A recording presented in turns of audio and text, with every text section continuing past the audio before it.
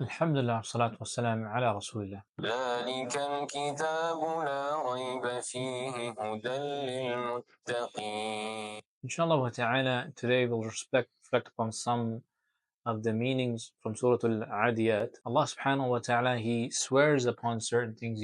Now generally, before we go into that, as a Muslim, we only take oath upon Allah subhanahu wa ta'ala. But Allah subhanahu wa ta'ala we find words like وَالشَّمْسِ وَضُحَاهَا وَاللَّيْلِ إِذَا يَغْشَى. He swears, He takes an oath on certain things. So that is permissible because it is Allah subhanahu wa ta'ala. But when it comes to us, we only take or we swear upon Allah subhanahu wa ta'ala. We say, Uqsimu billah, I swear by Allah subhanahu wa ta'ala. This is what is permissible for us. But obviously when it comes to Allah subhanahu wa ta'ala, this signifies some of the greatness of these things. وَالْعَادِيَاتِ ضَبْحًا. The first part of this surah itself, وَالْعَادِيَاتِ ضَبْحًا. In some of the books of tafsir, it's in the Arabic, you find that Allah subhanahu wa ta'ala, He swears upon this horse that is generating this nafas, the breathing, because of its extreme intense running. So if you were to picture this, you see a horse running and it's panting because of the speed and that it's running with. If you were to imagine this, when a horse is running fast and it's panting, this is what Allah subhanahu wa ta'ala is swearing upon. وَالْعَاضِيَاتِ ضَبْحًا. That's the first part. فَالْمُورِيَاتِ قَدْحًا. Now, obviously, horses have this circular thing at the bottom of their feet. What in this one is Allah subhanahu wa ta'ala is talking about is the spark that is generated. So it is running and it has from the bottom of its feet, it is generating the spark because of this extreme intense running. So these are the first two things that Allah subhanahu wa ta'ala makes mention in the surah. فَالْمُغِيرَاتِ الصُّبْحَ.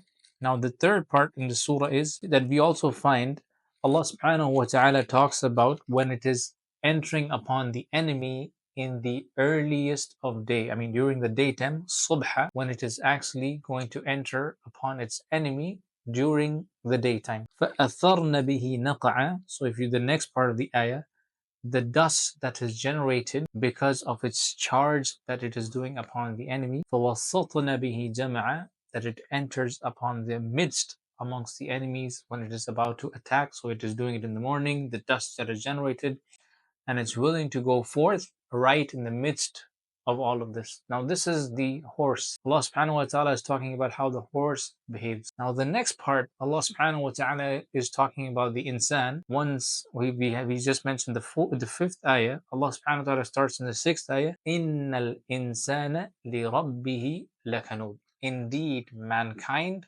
for his Lord or to his Lord, lakanud, that he is extremely ungrateful. So on one hand, you have the horses that is willing to go in the midst of the enemy, and then you have mankind. Allah subhanahu wa ta'ala has blessed us and given us bounties after bounties and blessings after blessings. But in humankind, Allah subhanahu wa ta'ala, indeed mankind is ungrateful, extremely ungrateful. وَإِنَّهُ عَلَى ذَلِكَ لَشَدِيدٌ. And he himself, he bears witness to this action that he's doing. He is not grateful and he himself is a witness to this.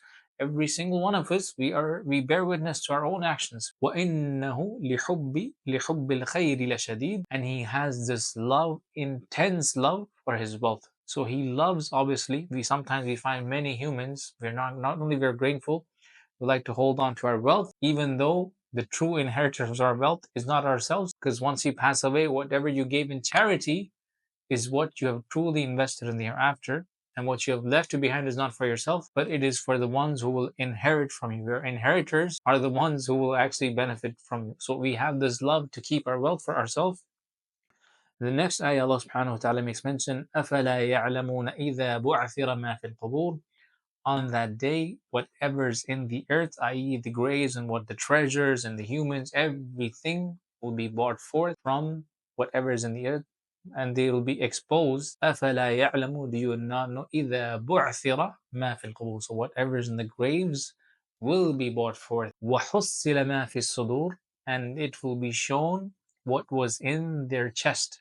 All the intentions and all the evil, wicked actions, all of that will be exposed on the day of judgment. إِنَّ رَبَّهُمْ بِهِمْ يَوْمَئِذٍ لَخَبِيرٌ. And Allah subhanahu wa ta'ala shall inform them of their actions. And obviously Allah subhanahu wa ta'ala knows what they have done, but on the day it shall be made clear. What was in our hearts will be exposed, and Allah subhanahu wa ta'ala what informs and depends. Sometimes Allah subhanahu wa ta'ala may have a private conversation with a slave, and sometimes Allah subhanahu wa ta'ala may expose, and we ask Allah subhanahu wa ta'ala to cover us in this life and in the hereafter for all of our shortcomings. One of the things we want to be is, if you could take away, is to always be grateful to Allah subhanahu wa ta'ala and know that our true investment is the investment in the hereafter. We ask Allah subhanahu wa ta'ala for tawfiq and knowledge upon this deen. We ask Allah subhanahu wa ta'ala to forgive us for our shortcomings. Subhanakallahumma bihamdik. Ashhadu an la ilaha illa anta.